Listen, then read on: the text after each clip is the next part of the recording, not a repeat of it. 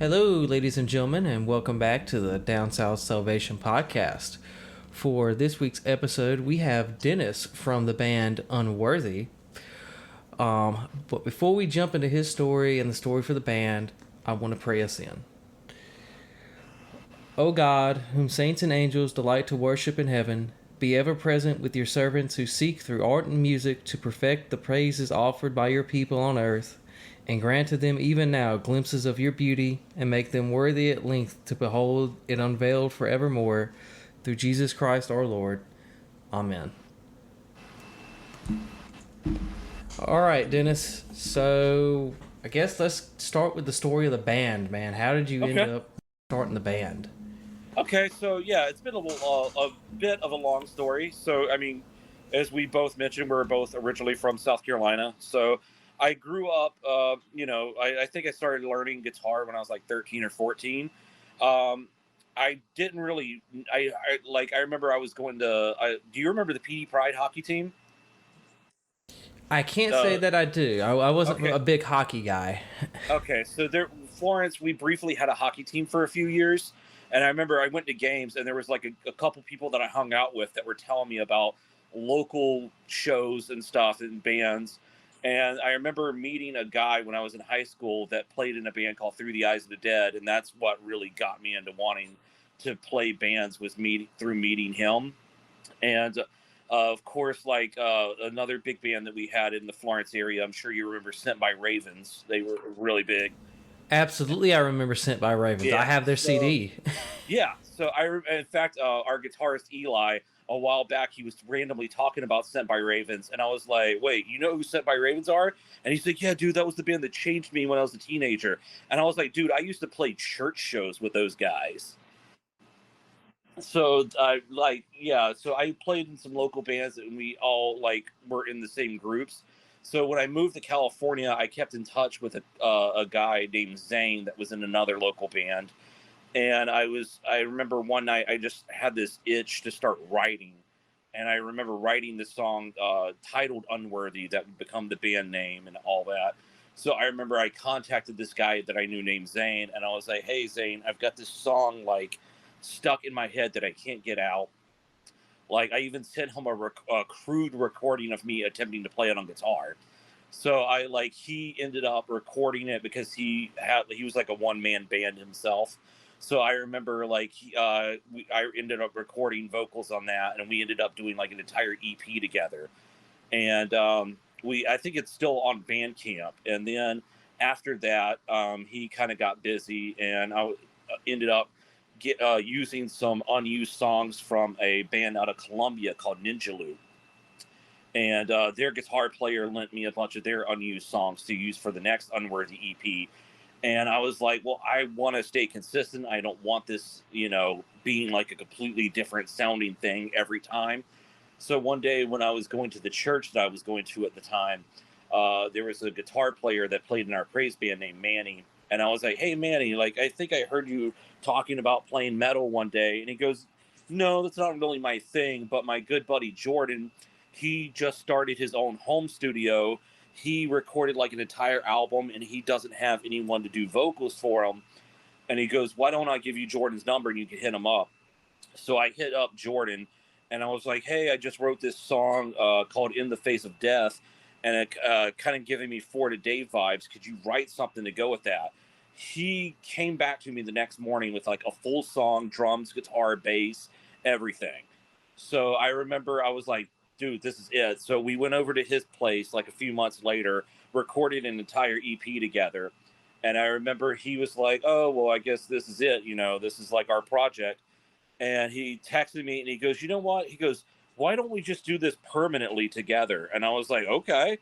And then after we kept pumping out new music, we started getting recognized. And of course, we became friends with the band Cultist. And then when Eli left Cultist, he asked if he could join us. So then we were like, "Oh, well, now we have other people writing music." And Jordan, around the same time, had been filling in on bass for another band called Classic Disaster. And that's how he met Zach, because Zach was Classic Disaster's drummer. And then Zach was like, "Hey, can I play with you guys too?"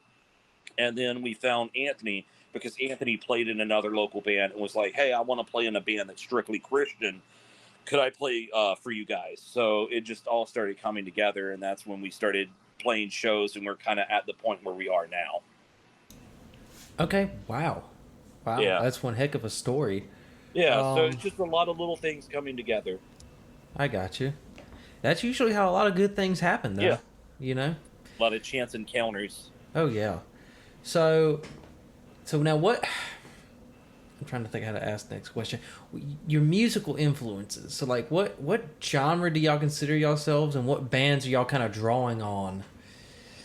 Yeah, so I mean, it's a mixed bag. Like when I came up with the concept for Unworthy, there was a Australian like Christian hardcore deathcore band called Creations, and they had dropped an album called like Unworthy slash Humility.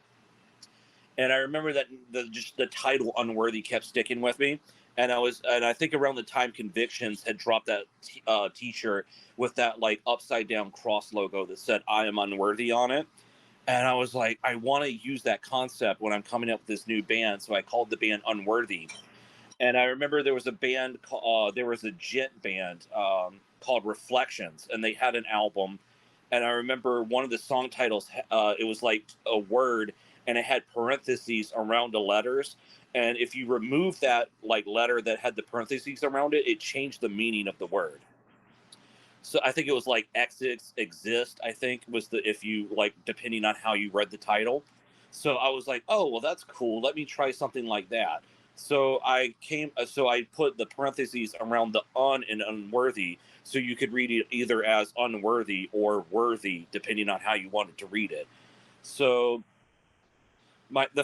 so when I wrote the song Unworthy, which was I think the first song that I wrote, I was really heavy into that band Creations. So I was kind of into that chugga chugga deathcore, listening to a lot of stuff like Amir, just a lot of like more simplistic bands like that. So that was like what's kind of how it started. And then when Jordan came, we were both into like For Today and like stuff like that, but we were also into Impending Doom, and we kind of mixed both of those into the first EP we did together. And then Jordan was like, "Well, I want to take it more of a straight deathcore direction because your vocals are more suited for that." So we started like becoming more and more like Impending Doom and another band that we were into. And I told Jordan was kind of coincidental because I remember even when I was playing with Zane, he mentioned this band that he wanted to emulate. Thy Art Is Murder. So like Jordan, I was like, "Oh, that's interesting. You mentioned that, Jordan," because Zane said that was the band he wanted to sound like too.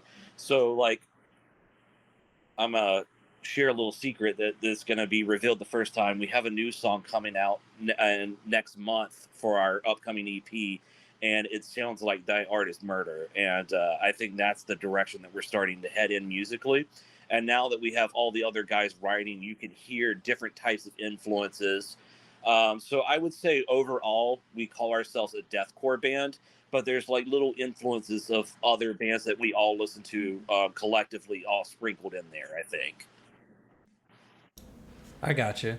And unfortunately, so I did grow up listening to metal, but I grew up listening to a lot of old metal. I'm talking Okay. Iron Maiden, Yeah, of course. Black Sabbath, Ozzy, of course. I mean, who? Come on, who? That's when I started playing guitar when I was like 13 or 14. Metallica, Misfits, like you said, Ozzy, Randy Rhoads is still one of my guitar idols, obviously. He's actually buried not too far from here in city of San Bernardino. Ah, Uh, yeah, one night me and my wife were out, and she pointed at the graveyard, and she goes, "Yeah, I think that the guy from Ozzy's buried over there." And I was like, "Wait, what?" I got you. Wow, Yeah. living in California is crazy. I Oh yeah. couldn't imagine being.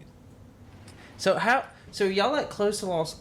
Where y'all actually at in California? So I'm in Fontana, which is not too far from Riverside, where Jordan's at. So we're all kind of from different cities within the area. Like our drummer Zach's in Anaheim.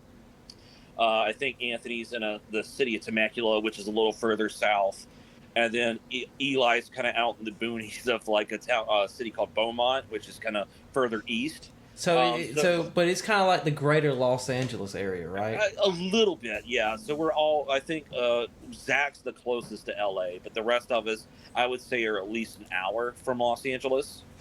But yeah, we consider ourselves Riverside because bands like Impending Doom and Suicide Silence claimed Riverside as their hometown. Hmm. So we figured more people would know what Riverside was than if we said Fontana. Right. I got So you. that's what, yeah. So when people ask us, well, where's the band located? We just say Riverside for that reason because for the music scene, I guess Riverside is a big deal. Hmm. I got you. I would have never Yeah. thought. I just always assumed music Los Angeles and Nashville and Yeah. maybe Atlanta. I guess nowadays if you're Yeah. more in the hip hop scene. Well, Los Angeles is more like the '80s, like hair metal glam scene. I think still, Hmm. like a lot of those bands, like Guns N' Roses and stuff. I think that's where all of those bands, like Motley Crue and stuff, were all located. Right.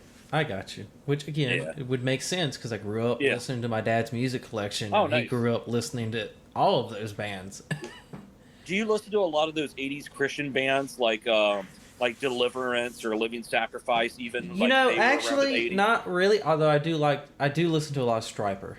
Striper, yeah, I've seen them live. For the long, like when I first heard people talk about Striper, they talked about them like they were like this pansy band. But when you listen to them, they're actually pretty like metal.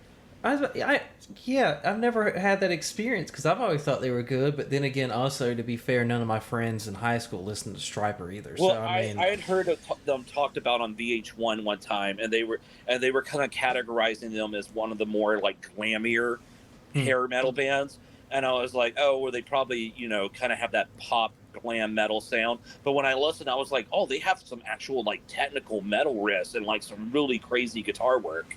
yeah, and see, and it doesn't help that like when I had my like conversion experience, right? Yeah. In high school, I kind of dropped out of the metal scene and Right. the hard rock scene just because I mean at the time I didn't really think about Christian metal, Christian hard rock. Right. These are things.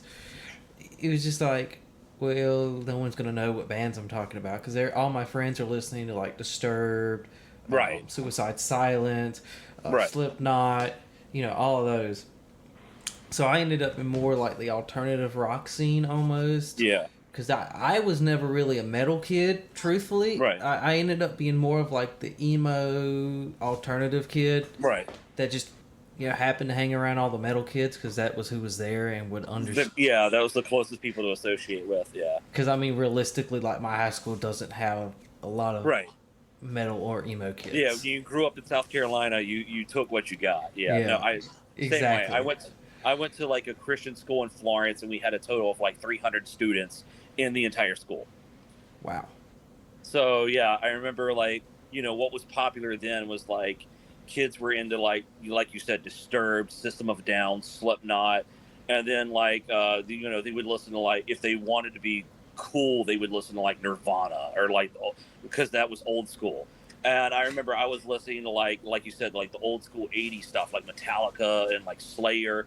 And I was like, there's got to be a Christian band out there that sounds like this or is heavy like this.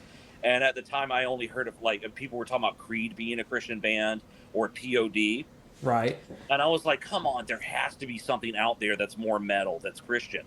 And I remember one day there was a guy that was in my class, and he was a skater. And I remember he was wearing a T-shirt, and it said Zayo.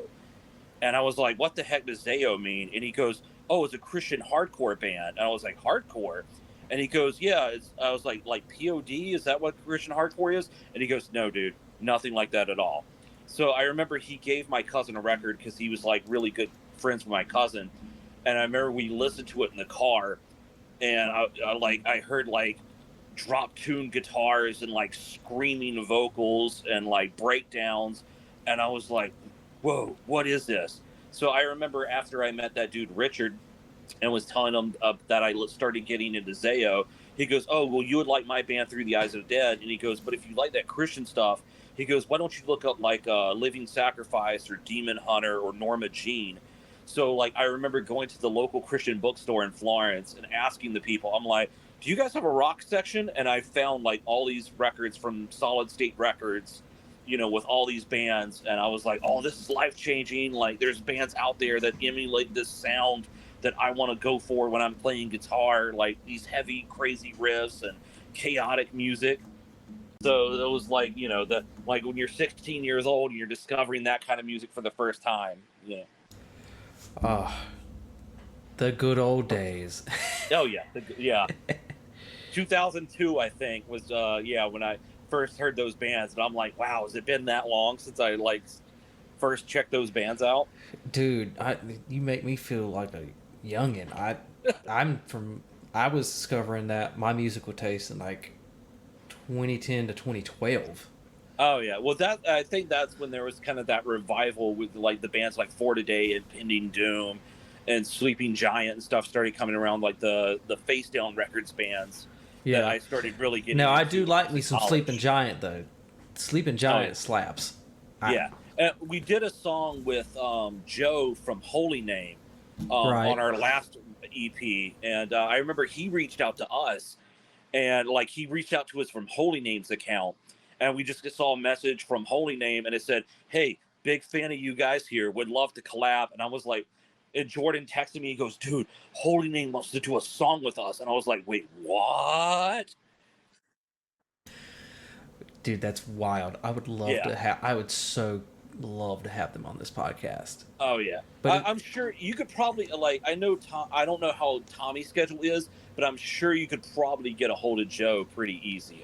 I know he's more down to do stuff like that. hmm, I mean, no, not saying that Tommy probably isn't, but I'm right, sure Tommy's schedule probably doesn't allow him to be as readily available. right, naturally, Yeah. naturally. So let's talk about the album art that y'all have. Yeah. Who did y'all come up? Is one of the band members who came up with that, or like what? So yeah, so that really depends on what specific album art you're asking, because all of them have been different. Like the very first EP, like was Zane's idea, which I think it was just like pictures of a wooded tree, like dark forest or something, which I think he just came up with on the fly. Like the second EP, The Nail to the Cross. Well, for a lot of the EPs and singles that we did, right when the things were escalating, was there was a buddy of mine back in Florence named Josh Adams, and he had a rock band. Oh God, Cross Covenant. They were like a local band out of like I think Hemingway, if you're familiar with where Hemingway is.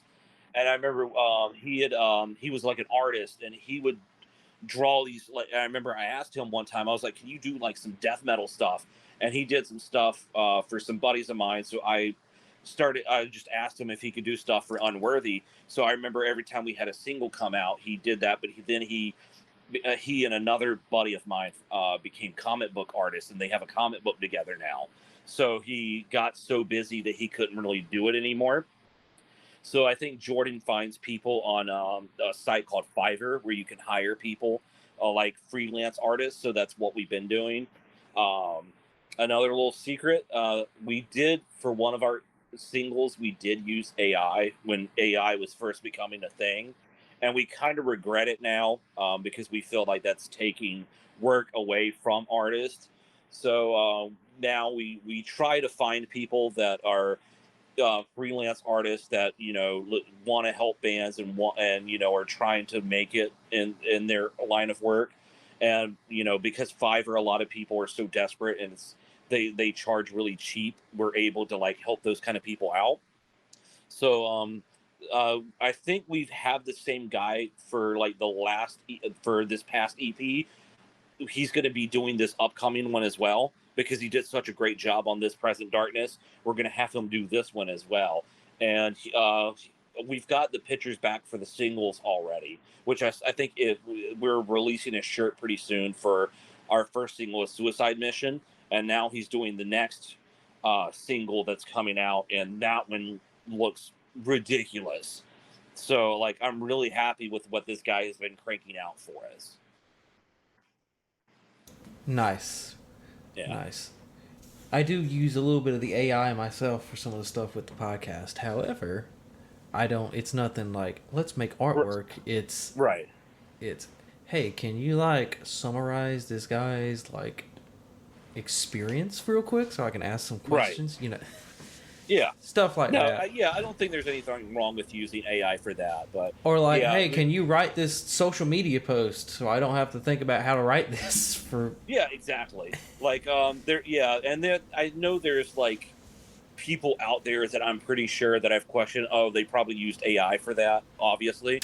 And Jordan and I kind of have an inside joke because when we were first doing our lyric videos, there was a guy who did our first couple lyric videos, Mm-hmm. and I'm not bashing the guy because he didn't charge us that much at all to do them, but it was like he literally just recycled the same exact like fonts and everything for every band that he did videos for, and all he would do is just change the background slightly.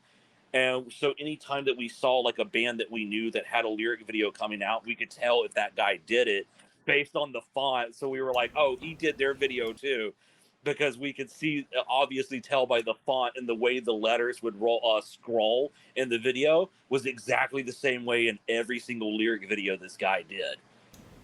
Wow, that's kind of funny. I'm not gonna lie. Yeah.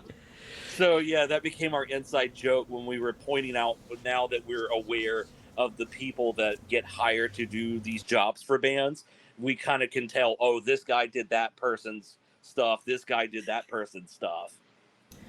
Wow. Yeah. So, okay. Trying to think of how to ask the next question. So, Yeah, of course. how? So y'all went now. Correct me if I'm wrong. So the Uh-huh. band was originally just you and Jordan, right? I mean, the current iteration of Unworthy is me and Jordan, but before that, it was me and then whoever I could find to kind of do Okay. music with at the time. But Okay. then Jordan kind of became permanent, like on Right. our technically what would be our third EP if you want to be technical. Uh huh. But yeah, I would consider like, but like with the way people see Unworthy now, I just say that it's yeah, people think that it started with me and Jordan on doing In the Face of Death, but there were two EPs before that that I was doing with other people at the time. Okay. I got you. Yeah. I got you. Okay. Oh, that's now I remember what I was actually going to ask you Yeah, next. sure. So, talking about AI, how do you actually feel about people using AI to make music? Like, do you have an opinion? Ooh, that's a great question, actually. Yeah, I'm on the fence because I think that AI can do some amazing things. Like I've seen people who use AI to make song parodies on YouTube, and they're absolutely hilarious. And there's a lot of stuff that I've seen people do, like these AI bands now and AI record labels that have like all these slews of bands and albums that have come out through these record labels that are nothing but AI. And I think it's a cool concept, but like it doesn't replace the experience of going to see a band live. Like I wouldn't want to go like sit in a venue and then like somebody holds up a laptop and presses a button and it plays AI generated music. I want to see like a band of actual musicians on stage playing their hearts and souls out for people. And I mean, I think it depends on the context and what the main goal is, because I think if you're trying to profit off of that, like I feel like it's a lazy way to profit, because you're just telling a program will come up with this for me and I'm going to sell it and profit off of it. And I think that aspect is wrong. Now, if people are using AI to help them improve upon stuff, but like for example, like I was asking the guys, well, how would you feel if I like wrote rough drafts of our new songs and then asked AI to help me like a dictionary or a thesaurus to come up with like I guess more impactful words that I could use, or like better phrasing for certain things. Like, would that be an issue? And of course, we all agreed. Well, in that situation, it's not so bad because you've put in the work, but you're letting AI to help you improve upon your work. Right. It's like using it to refine what you've Right. already Exactly. started. Yeah. Yes. I got you. Yeah, I kind of agree with you. I've seen some of the AI slop, and it's some of it's good, some of it, a lot Right. of it's just A lot okay. of it you can tell that that there was no human input in on it. Right. And some people compare it to like the Gorillas, you remember the Right. band, but it's Oh yeah. different though Right. because the Gorillas actually has actual musicians behind it, doing Right. voices and doing instrumentals, and it's just Yeah. animated. Like the characters just exist in animated sphere. Yeah. But Same with that band Death Clock. Like yeah, yeah. yeah, I remember watching their show on Yeah. Adult Yeah. Swim when I was younger. Oh yeah, me too. Yeah, and then I found out that like Death Clock, it was an actual guy who wrote and composed all that music, and then he was like, "Hey, let's take this on tour. I'll hire some musicians, and we'll actually be the real Death Clock." Right, and see, Yeah, and that took me forever to figure out. I was just like, man, they do all this for the TV show. That's crazy. And yeah. it's like, nope, no, these are real people doing real Oh band yeah. things. No, yeah. The guy behind it is a guy named Brendan Small. One of my buddies that I grew up with in Florence. He went to Berkeley College of Music in Boston, and he got his degree in guitar. And one of his teachers actually taught Brendan Small. And he said, I guess like when Brendan Small wanted to become he wanted to be a guitar virtuoso, but I guess he was so like had so much stage fright that he quit for a while. He became like a comedian, and then he became a cartoonist, and he used all that to get over his stage fright. And then I guess he used Metalocalypse to help him become like a legit musician. Wow, Yeah, so I think that's why part of the reason why they went on tour was that helped him overcome his stage fright by doing that. But gnarly. I like yeah, it. So, let's talk about Christian metal just in general yeah, for a second. So, yeah, for sure. obviously, Christian metal is can be a very divisive topic in the faith community. Have y'all personally ever gotten any kind of pushback from any kind of church or faith leader or anything about being in a metal band and calling yourself also being Christian? Yeah. Not surprisingly, I think Unworthy is like I haven't had anybody really say too much about us being a metal band. Before like I met Jordan, I would like the first couple like Unworthy EPs I showed to people that I went to church with, and it was more like, oh, like that's a thing. Like they were more surprised that such a thing existed, and they didn't really have any qualms about it, but it was new to the people that I showed it to. And I think here, especially in like places big as California, it's not so niche. Like whereas on the East Coast and in like towns like Florence and Bennettsville even, it's going to be more niche because like the popular like you have that like Bible Belt church mentality where like good Christian music should be what plays on 89.7, you know. And in fact, the funny thing is, even when I moved here, the Christian station is 89.7, just like it was in Florence. Uh, And I mean, I don't want to get in too deep about that, but I mean, there's just as much scandal in contemporary Christian music, like you saw with the Newsboys. If you keep up with that whole thing, just as much is with Christian metal. And and I've told people, at the end of the day, it's music in and of itself is not good or evil. It's a tool that is used by the people who do it, and it's the heart of the person that's doing it that really determines what that is for. And unfortunately, there's been guys out there like Azalea Dying where they're like, oh, this band is for Christian people and Christian people can listen to this. And then one day the vocalist comes out and goes, oh, I've been struggling with my faith for years and I'm really an atheist, and like I just used that as a marketing ploy because I thought it would get Christians to listen to our music. And unfortunately, there are things like that that kind of taint the image of the scene. yeah, unfortunately, you're right, and it's not just the Christian metal scene either. I mean, Emery, Right. who I'm rocking right now, Under Oath, they. Under Oath, yeah. And in fact, I was talking to someone recently about a band and called the Crimson Armada, and I love the Crimson Armada's music, or I love their old stuff.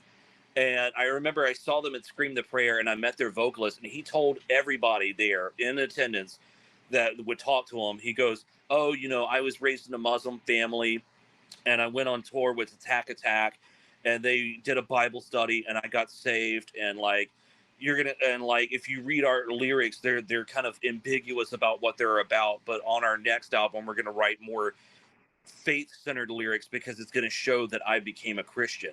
And then when that album came out, he like posted, he was like, "LOL, I never was a Christian to begin with," and ha ha ha, you know. And I was like, "Dude, you were lying to people all this time, telling them how you became a Christian and how your family, Muslim family, ostracized you, and none of it was true."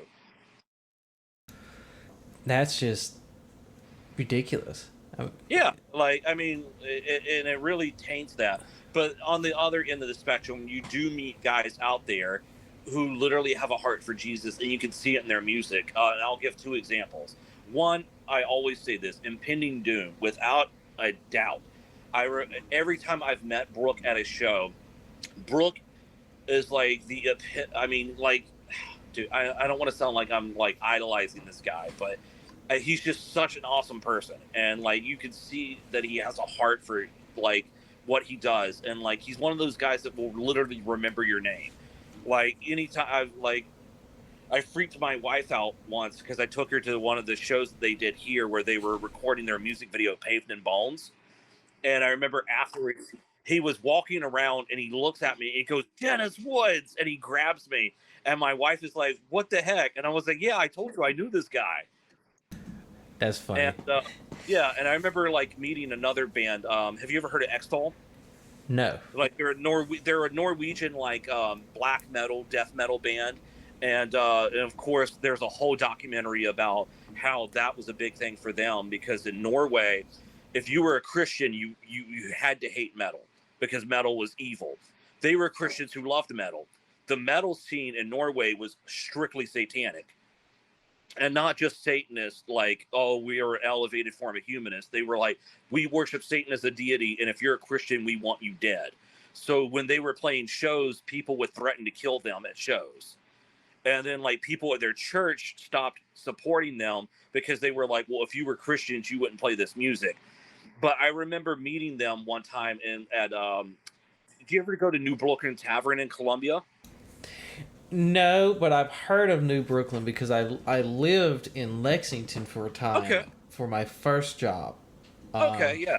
So Yeah, so actually, that maybe no, I was gonna go because there was a band that was playing that I wanted to see, but I didn't end up going for other awesome reasons. venue. Tons of famous bands have played there. And I remember meeting them, and I remember like, I bumped into their guitar player, and they're easy to spot because they're like these Norwegian guys that have hair down to their ankles. And I remember like, their guitar player, he looks at me and he goes, "Are you American fan of Extol?" He had like really heavy accent, and I was like, "Yeah." And he goes, "Did you bring your friends to see Extol tonight?" And I was like, "Yeah, I got some friends over there who came with me." And he goes, "Do you want to come out to Van and hang out with all of Extol?" And I was like, "Dude, are you serious right now?" And he drags me out and they had this big like camper RV in the back of the venue, and he's screaming, "American fan, American fan." And then like, the whole band comes out, they're like, "American fan," and they're taking pictures of me and stuff. And it's so weird. Like, I'd never met a band that was so eager to meet someone. But I mean, like, yeah, like, bands like that, you can see like the heart that they have. And of course, Sleeping Giant. I remember we met Tommy outside of when they played at Brooklyn Tavern.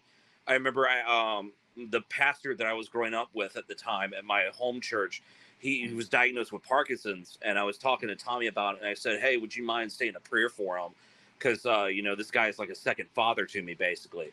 And I remember hearing the other guys at Sleeping Giant go, "Tommy, hurry up, we gotta go, man. We gotta be on the road." And I remember Tommy turned back and he yelled at him. He said, "Hey, someone asked me to pray for him right now. We can't leave until I'm done praying." And I was like, "Whoa." I was like, you don't see that kind of behavior a lot of times. Because unfortunately, like, some other bands that I've seen, they're like, "Oh, we got to hurry up. We got to get in the road. Sorry, we can't talk. We can't sign autographs." And like, the fact that he was willing to stick behind because somebody asked for prayer was a testimony to what kind of person he is, you know? Yeah, that is incredible. So let's talk about you for a second. Okay. So obviously, me and you grew up in very close, basically in the same geographic Yeah, area. basically, yeah, same area, yeah. So, what Were you always Christian, or did you have a come to Jesus moment when you were younger, or what? Right. Um, yeah, so I grew up in a family that, they were from North Carolina originally, moved to South Carolina, like, in the 70s. So I always grew up in like I think they were all Methodist. So I remember like they sent me and my cousins to a Christian school in Florence when we were kids. And I remember one day, my grandfather, he just goes, "Well, we're all going to church one Sunday." He's like, "We're going to find a church." So we went to the church at the school that I went to, and it was more of a charismatic, very big, like very Pentecostal style church. And I remember my grandma and my grandfather were like, "Nope, that's not for us." So we kind of dipped. And I remember my grandfather and grandmother knew someone they met at the bowling alley that they would bowl with that told them, "Well, hey, we got this little tiny church in Timmonsville." And we lived in Timmonsville, technically outside of Florence. But nobody knows where Timmonsville is, so I always tell people Florence. So we were in Timmonsville, and I remember it was just 5 minutes from our house. So I remember we went, and it was like less than 100 people, very tiny church, old wooden pews, very old fashioned, and that became our home church, for 20 plus years, obviously, until, unfortunately, our pastor had passed away from Parkinson's. And I know I had moved to California by then, so I know they had several other people filling in after that. But I mean, that was the church we always grew up in. And briefly, around the same, at right before I moved, I was serving at New Spring Church for a little bit because I had a bunch of friends that went to New Spring, so we all served together, and I got very involved with their youth ministry. And I remember for a while I was wearing like all my band shirts there, and all these kids were into that kind of music. So I actually started an entire small group with a bunch of scene kids. So it was real fun, and I still keep in touch with a handful of them. So um, that's what I grew up with. I started going to a church here a while back, the Baptist church, where I met Manny, and who introduced me to Jordan. I went to that church up until recently. After my grandfather died, I kind of stopped going to church. And recently, my wife and I started going to church with her father and her sister. They're Catholic, and we started going to the Catholic church with them. And I gotta admit, like it made me feel like being in a more old fashioned church, and I felt like I was starting to get burned out on like a lot of bigger, flashier churches.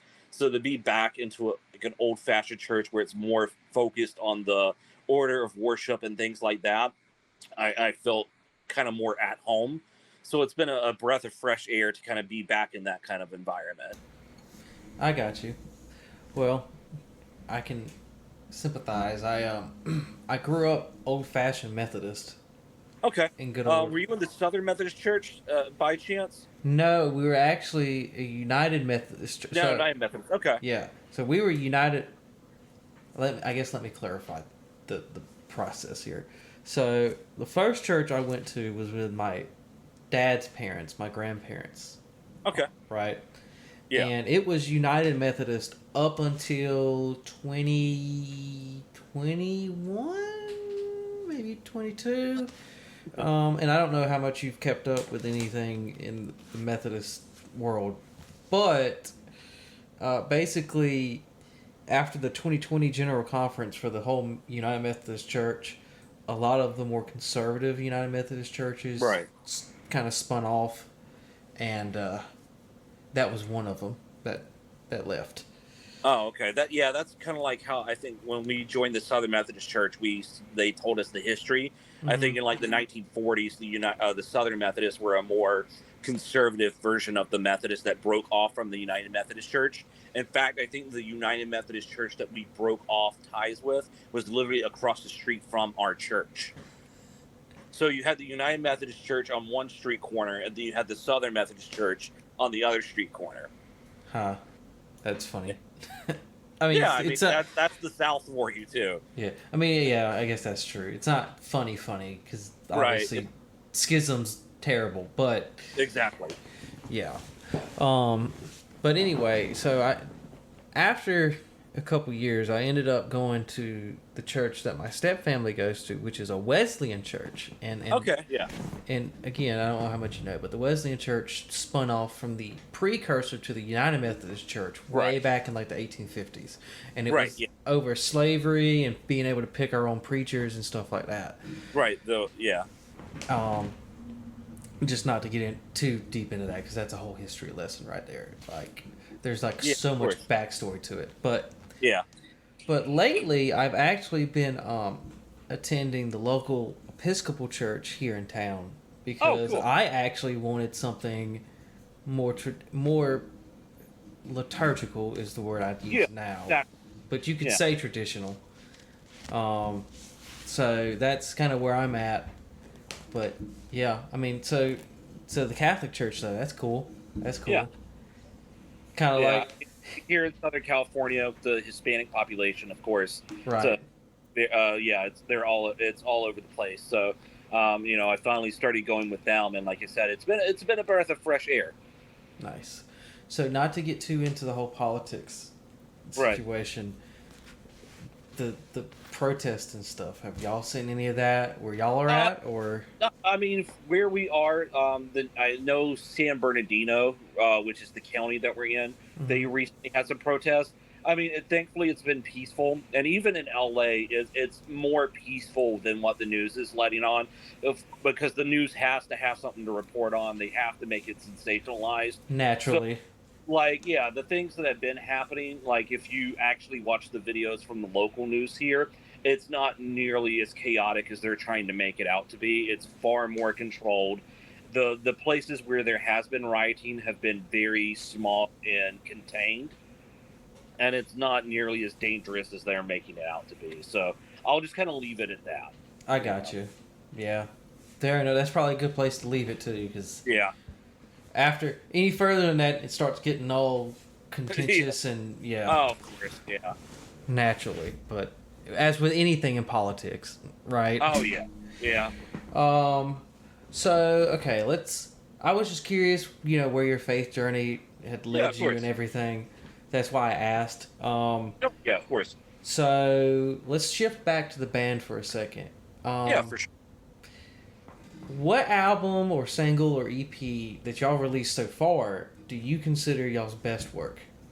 Oh my goodness, dude, that's like asking me if I had multiple children, which one of my children I love the most. It's a really, I mean, there's so many things. Like I'm always gonna go back to like Jordan and I. One of the last, well, we were doing a series of singles in between our first two EPs we did together. And one of the things I asked him to do, I said, "Hey, Jordan, because of your recording experience and stuff, and because of your style of playing, would you re-record the first song that I wrote, Unworthy?"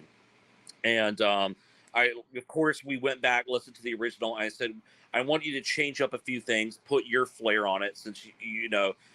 Because I mean, and no offense to Zane, I love the original version. Of course, he's the reason why this whole thing started, so I'm always going to give him credit for that. But Jordan, because that's more his dynamic as far as writing the deathcore riffs. I was like, well, let's see, with your guitar playing style, how we can change up a few things. So I let Jordan kind of reimagine the song, and because we had more updated recording equipment and production quality, I was able to like get the sound that I had always wanted out of that. And again, not to trash on the original, of course. We just again, we just kind of made updated the version, and I love that updated version. And it was also the first time we ever tried shooting an actual music video. What we did was we were doing a photo shoot at our buddy Manny's house, and Manny had like a big black screen that he covered around the living room of his house. So we were just in a big black covered room, and Jordan was like, "Hey, why don't we record like a couple minutes of the song, and we'll because he had like a 4K camera, and he's like, we'll just overdub the song over us playing it, and we'll just put it on YouTube." So there's like a small miniature music video. So that was like our first experience with something like that. um, I think the song that helped us. get, I guess, attention the most is the single we released after that, Our Internal War, which we did with Christian Roche from Diamonds to Dust. We've had some amazing guest features, but that one's still my favorite, and I think that's still our most viewed song on YouTube. So, and the fact that we had Christian Roche on it, he was so down to do a song with us, and I like as a vocalist, I respect his vocal style so much. That was a big deal for us, and then of course the current EP, This Present Darkness, just because of the lyrical content and us, and just the time that we had to write and record that and really pour ourselves out into that. I think a lot of that's personal to me. So there's a lot of songs on there.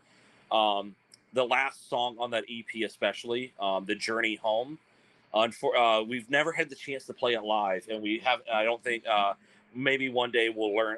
We'll all practice it together. But I mean, just the lyrics of that song about coming back to Jesus after a period of being astray for so long, I think really just hits home. And yeah, and of course this new EP musically, because I think we've told a couple people like it wasn't any this new EP's nothing we planned originally. It just came out. The story is we were supposed to record a two songs for a compilation with several other bands. We recorded those two songs, and then we found out that none of the other bands were able to record because of their schedules. So the record label canceled the EP, and we were like, well, what are we going to do with these two songs that we just have floating around that we spent all these months writing and recording? And I was like, well, let's turn it into a full-fledged EP and we'll finish it out. So it was going to be about the book of Jonah, and we were each writing on different chapters. So I was like, well, I'll just write about the entire book. So we ended up fleshing out a song for each chapter of the book. So I mean, musically, the fact that this is also the first time that all five of us have been writing stuff together also makes me really excited, because the first two songs were primarily written by different guys. Like Eli primarily wrote our first single that just came out, Suicide Mission. I think Jordan primarily wrote the next single that's coming out. And then like all five of us kind of all have collaborated on the last two songs that are coming out on this. And you'll be able to hear how different it sounds musically. And I think that people are really going to be blown away. It's still going to sound like Unworthy, but at the same time, there's so many elements that are being added to it that I think it's going to blow people away. I got you. Well, I'm glad you brought up a new EP, because I was going to ask you if you got any upcoming projects. Yeah. So Yeah. when can the fans expect to hear the new EP? So Jordan, I don't know if he's announced it officially, but I'll go ahead and announce it. July 18th is when our next single is dropping. And I'll go ahead and say the title. Why not? It's going to be called You Can Run, But You Can't Hide. It's basically the story of Jonah thinking that he ran away from God and he got out of his duty to go to Nineveh, but God caught up with him. And God is obviously like, hey, I'm God. I'm omniscient. I see everything and I'm everywhere at once. Why did you think that you could run away? And that's basically what this song is about. So, really looking forward to people hearing it. Like I said, the album cover is gnarly looking, so I'm really excited about the artwork that was put into that. The full EP we're trying to finish up this summer. We've just all of our schedules have been crazy right now, so it's really hard for us to all go over to Jordan's to record, because that's where we record everything at his place. So I'm hoping to finish tracking vocals here over the next couple months. I've got two songs left, which will be the last two songs in the EP, and I'm really looking forward to those. I've been listening to them. I've been practicing to them. So over the next 2 months, hopefully they will be recorded, and we'll hope to have the EP out by the end of the year is our goal. Nice. And just to tell you anyway, just because I can, Yeah. I haven't listened to all of y'all's songs yet. I Oh will no, it's tell all you, good, man. so far, my favorite one is Isaiah. The cover, yes. Yes. Dude, And what was really cool about that, I think that again was like the first song. That might actually be the first song where I think, as a 5 piece, we all collaborated. Because I think that was where, oh, well, each guy now gets to record their own part. Because it used to be, oh, Jordan played all the instruments, Dennis did the vocals, and that was just how it went. This was, oh, Zach gets to do his MIDI drums because we record the MIDI, or Zach programs drums now and sends the drum tracks to Jordan. Jordan does his guitar part. Anthony records the bass.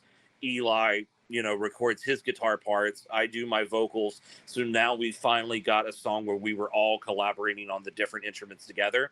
Then the fact that we rented a space in Los Angeles where we recorded a music video, it felt like a legit music video shoot. So I was like, oh, cool, this is awesome.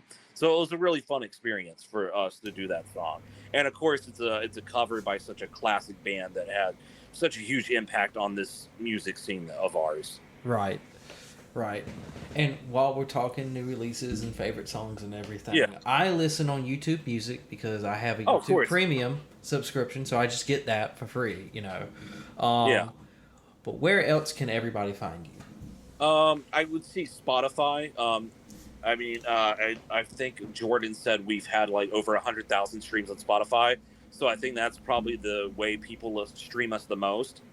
Of course, YouTube. You can always follow us on Instagram because that's where Jordan will post most of our updates. So I would say probably those 3 places is where you can find us. I got you. And for everybody listening, there will be links in the description. Don't worry. Awesome. My final question for you to round us off before I open it up for you to ask me anything. Do you have any band recommendations? Ooh, band recommendations. Oh man, the thing is, I listened to a bunch last night. So one thing that I do is I'm always like, anytime that I rediscover something or discover something new, I have a flash drive that I store music on because my car has a USB port. So I just play music on my USB port, so I don't have to waste my phone battery or data, or I don't have a CD player anymore. And I don't have XM radio, so that's what I do instead. So last night I was going back through a catalog of a bunch of '80s Christian bands. So I was listening to stuff like Deliverance, Tourniquet, um, Believer, Vengeance Rising, uh, yeah, just like a bunch of those like crazy old school like Christian thrash bands. Like I don't like Living Sacrifice is probably one of the biggest like Christian bands in metal music. They started in the late '80s, early '90s as like a Slayer inspired thrash band. And then in the late '90s, they changed to vocalist and they became a metalcore band, which is now what they're known for. But if they have their music's touched on all genres of metal, so they're definitely one of those bands. X Toll is another band that like they have a little bit for everybody. They've been black metal, death metal, thrash metal, alternative rock, so they have a little bit of everything going for them. And then my favorite band of all time is a band called Zayo. As I mentioned earlier, they were like the first band that really had that like sound I was looking for in a band. They started out as like a punk band, I think, in the early '90s, and then the whole band like quit on the drummer because they all were like becoming involved with their church. So the drummer moved to another state and he found a bunch of new guys, and he was like, I want to do a completely different sound. And then they started doing metalcore, and they were a completely different band after that. So definitely one of my favorite bands all time. Wow. All right. So Well, I would probably say a little all those bands I think are good recommendations. awesome. Yeah. Awesome. I'm going to have to look them up later when I get free time. Yeah, for sure, man. All right. Well, that was all the questions I had for you. But before I wrap it up, I always allow my guests, if they have any questions that they'd like to ask me. Okay. Can you ship me a Bowberry biscuit and a Cajun filet biscuit from Bojangles? I We don't have Bojangles here, and I heard last year that Bojangles made a deal with the city of Los Angeles, and I think the whole area, like greater Los Angeles area, to build like 30 locations out here. And they were like, we're going to start in 2025, and it's 2025, and I haven't heard anything since. I mean, I could totally, ship you that. I just don't know realistically how good it would be by the Yeah, time I it know, got right? there. Yeah, dude, that's the one place I miss the most. And every time I fly back to South Carolina, me and my wife, the first thing we do is like whoever picks us up from the airport, we're like, let's stop at Bojangles. We're getting that sweet tea and a Cajun filet biscuit and that dirty rice. Dude, now you got me wanting Bojangles, and I ain't had dinner yet, man. You got Bojangles? I'm sure you got a Bojangles somewhere around the corner, right? Well, it's not Or at least around the somewhere corner. nearby. It's like 20 minutes away in a different Oh, town. that's still not too bad though. It's worth the drive. Maybe so. Maybe I will go get some Bojangles later. I don't know. We have Popeyes and KFC, and like sometimes it hits, but I'm just like, dude, I'm still missing that like flavor of Bojangles. Now I'm curious. Do y'all have Chick-fil-A out there? We have Chick-fil-A. That was one of the first things I found out when I moved here. Is Chick-fil-A is like in the southern portions of California. So where we live, there's a few Chick-fil-A's, but In-N-Out is like the one place that we eat at all the time here because In-N-Out is like the original fast food place. Right. Right. And In-N-Out, just like Chick-fil-A, is a Christian-owned company. And if you like, for example, if you like pick up the bottom of a cup, the cups like have Bible verses printed on the bottom of them, and like inside the bags where they like put the burgers, they have Bible verses printed on the bags.